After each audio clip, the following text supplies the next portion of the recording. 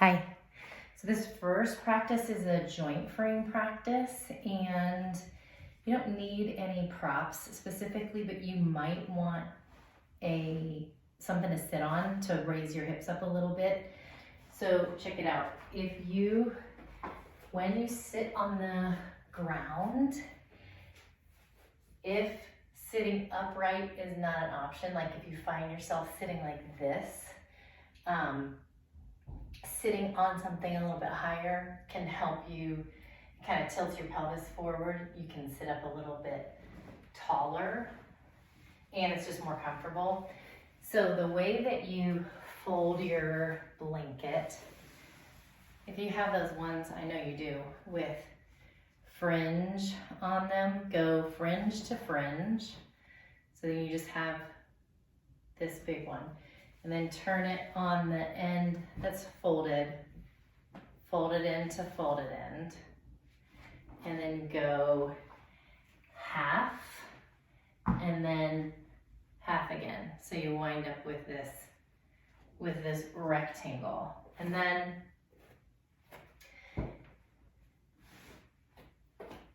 just put your seat on it and then just sit cross-legged. And we'll switch back and forth so that you don't get stuck in one position for very long. Just let your hands rest however they want to rest. It kind of feels nice to leave your palms up and kind of let your wrists break over your knees. And then kind of settling in, feeling your sitting bones and sitting up tall. And take a couple nice, big, full, deep breaths.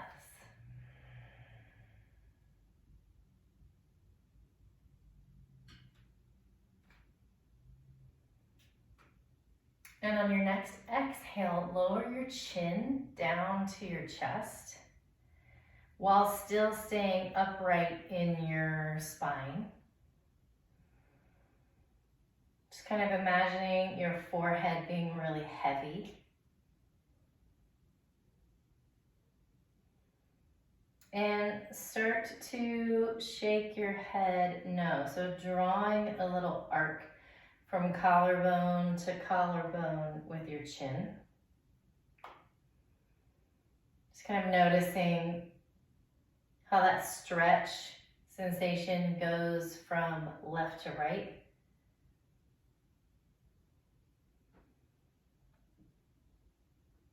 And you can do this as many times as you like. And then bring your chin back to center. And we'll dip the head back, but rather than just letting the head just fall back, see if you can keep the neck long and lift the chin. It's kind of a subtle difference, but you would just want to keep as much length in the cervical spine, in the neck, as you can. And then open your mouth really wide, and then close your teeth together. And just notice the difference, like up under your chin and in the front of your neck, down your throat. And open and close your mouth a couple times.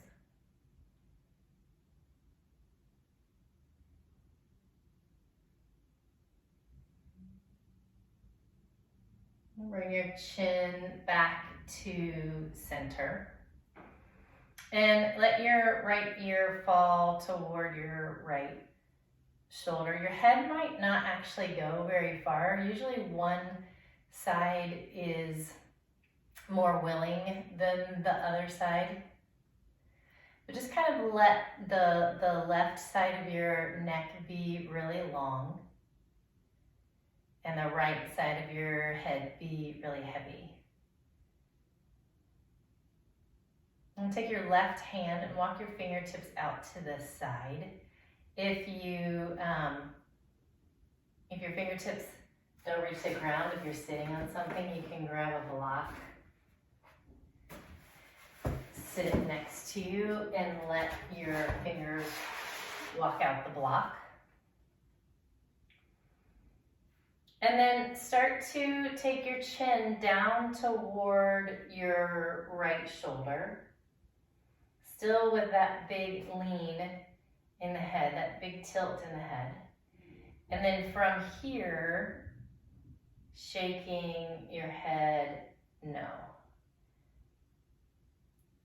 And you can experiment with walking your fingers even further away. You might not only feel this in the side of the neck and maybe like in your jaw, but through the top of the shoulder, maybe even down into your arm a little bit. And then dial your chin down toward your right shoulder and keep it there. Slide your left hand behind you.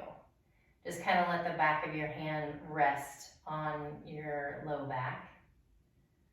And then again, shaking the head no.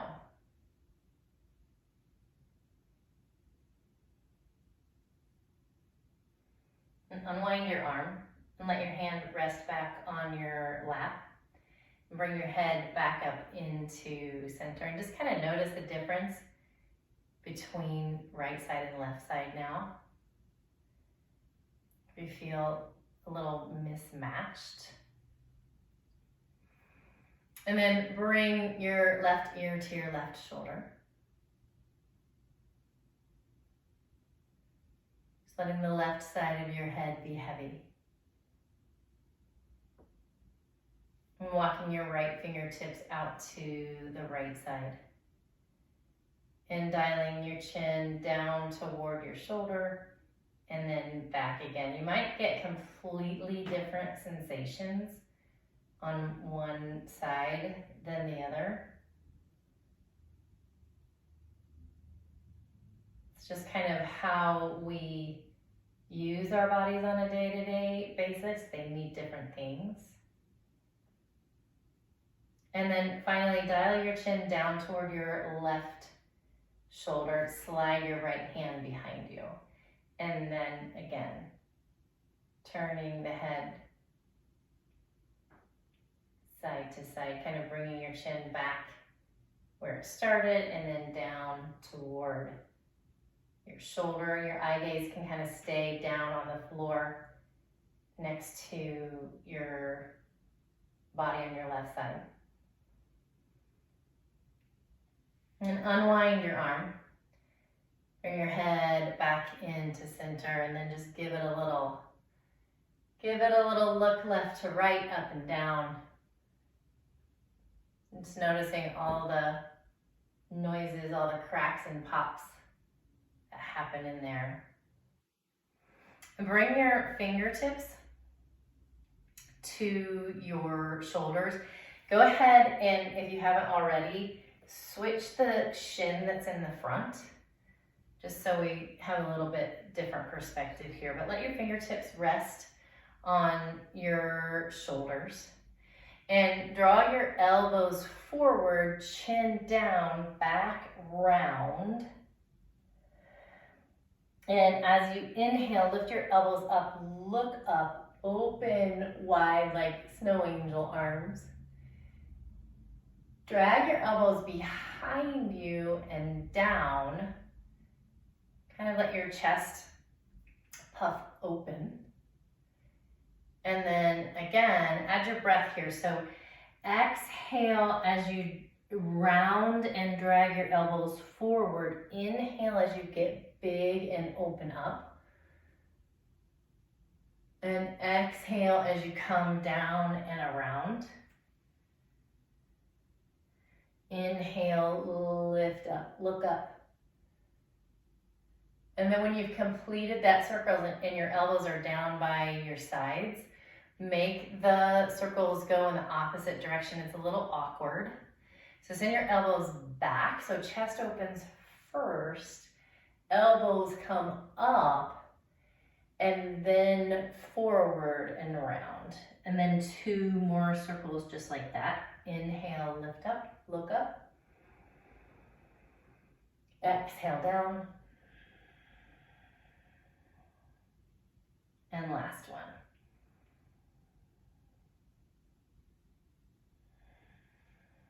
And then just let your arms shake out.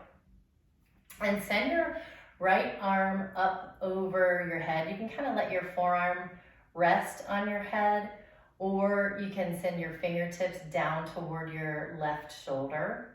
It just kind of depends on what your shoulder agrees to do, but arm up. And then with your left hand, fingertips to your elbow, sit up super duper tall, like your elbow goes straight up to the ceiling, and then find a little lateral flexion here. So it's a tricep stretch, but it's also all the way down your side in toward your hip, your outer hip. And you can do this, I don't know, 30 seconds to a minute. And inhale, lift up. And then on your exhale, switch sides. So left arm either rests kind of on the top of your head, or fingertips come down toward your shoulder, or even if you are so inclined, maybe fingertips come down toward the nape of your neck. And then right fingertips reach up and over. Sit up super, super tall. Find a little pull in the arm first, then add that side bend.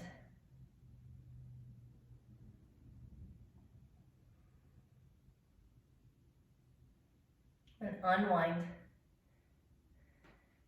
Just kind of give your shoulders a little wiggle. And then we'll take palms and send them straight out in front of you, like you're pushing on a wall. So pull your fingertips back toward your face. And on your exhale, send your fingertips down and see if they will come back toward your body again. So as if your fingertips could touch your forearms. And then open up. Spread your fingers wide as you pull fingertips back toward you. And exhale down. And then come back into center. Dial your fingertips toward each other, palms still facing away from you. And then exhale, fingertips go away from you. And then back and forth that way. And then big circles away from each other and then toward one another.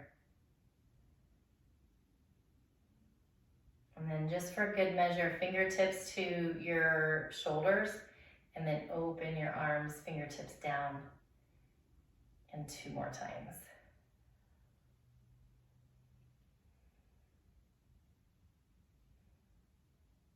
And then release your arms and give them a shake. So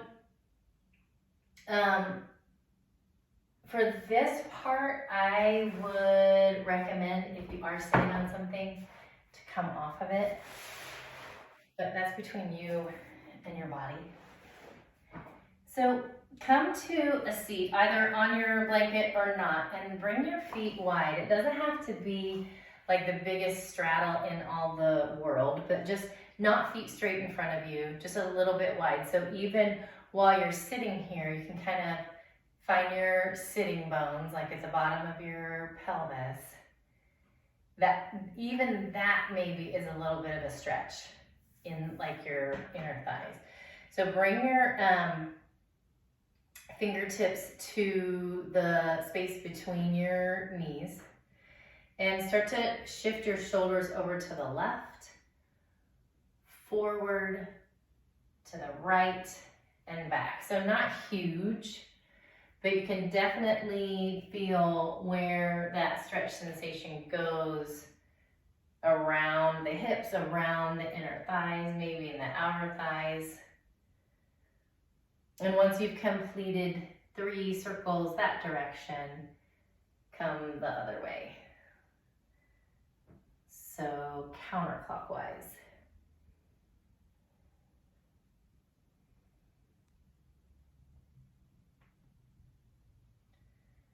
So you can stay with legs like this or go back to sitting on your blanket with legs crossed, just remember, I'll try to remember to cue you to move your, switch your cross. I'm gonna leave my legs straight. And either way, whether you're seated with crossed legs or like this, let your hands rest kind of on your knees, on your thighs. And on your exhale, round into a cat back. And then extend, inhale, lift up, chin up. So your spine is super long and your chest is moving forward. Exhale, round. And inhale up. And last time.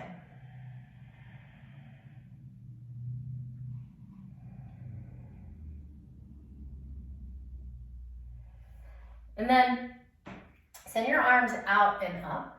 Inhale. And on your exhale, your left hand comes to the outside of your right knee, whether you're sitting cross-legged or wide-legged. Sit up tall. Use your right hand kind of as leverage to help you find a twist, and then finish the twist by looking over your right shoulder. Find a couple breaths here. And each exhale can maybe send you a little bit deeper into the twist. Inhale, lift up, look up. And exhale, twist to the other side. Right hand comes to the outside of your left knee, and then left hand kind of becomes a second spine here, a little kickstand. Inhale, sit up tall. Exhale, twist a little more, looking over your left shoulder. And a couple breaths here.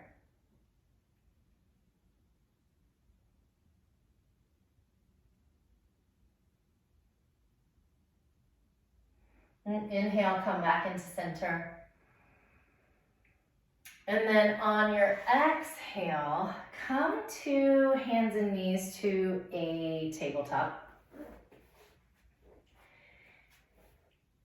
So hands typically are right under shoulders and knees are right under hips. So everything's kind of at 90 degrees.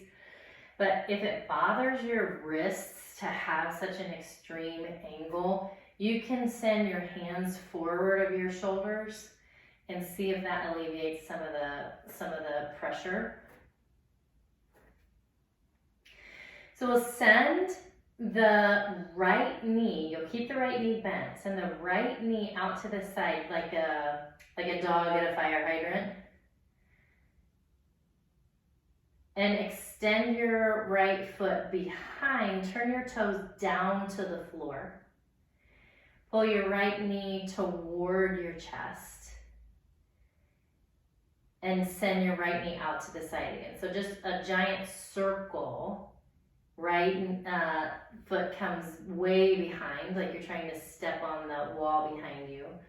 Right knee comes in toward your chest, out to the side, and then back again. And I think one more. We're kind of aiming at 3 for everything, but while I'm talking, I don't always remember to count. You would think I could count to 3, but I forget how many I do. And then let your knee come down and send your left knee out to the side. Same deal, like a dog at a fire hydrant. Then left heel comes back, toes point down. And if you need to look, see if you can point your big toe straight down to the ground. And then left knee pulls into the chest, out to the side. Extend it behind you, and then one more, I know that for sure, and around, and come back down, back into your tabletop. So for this next part, I like to sit up on something a little bit higher, like those big fat blocks, and bring both palms on the outside of your knee, like you're a knee brace, and give it a little squeeze. And you're just gonna straighten your leg as much as it will and bend it while still keeping that press on the outside of the joint. And do that as many times as you want. And then switch sides. So right outside the knee. So this kind of helps the kneecap and the quads sort of track into alignment, or kind of keeping them aligned. So straightening the leg, bending.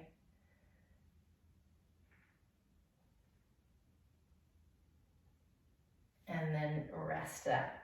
And then if you are sitting on something, even if you're sitting on a chair or something, that might be nice. Put your feet all the way out in front of you. So I would recommend being elevated higher than a blanket. So toes point way down toward the floor, and then way up toward your face. So you can kind of feel that stretch in your Achilles, your calves, the tightening of your quads, the lift of your kneecaps. Maybe you can feel some length in the bottom of the foot, and point and flex and point and flex. And then send the toes away from each other and point toward the middle. Turn the toes toward each other. And so they're circling kind of away from each other and then forward toward each other. And then switch directions. So they point forward, come away, toward you, and then toward each other. So the right foot is clockwise, the left foot is counterclockwise. Right? Yeah, I think. Now I can't tell. And then release. So you can do that every morning to kind of get moving. We won't do a Shavasana, the resting at the end of this one. This is just kind of get you up and going in the morning. And then we'll do the next one, which is stability. And then the next one, which will be stretching and twisting. So that's the first one.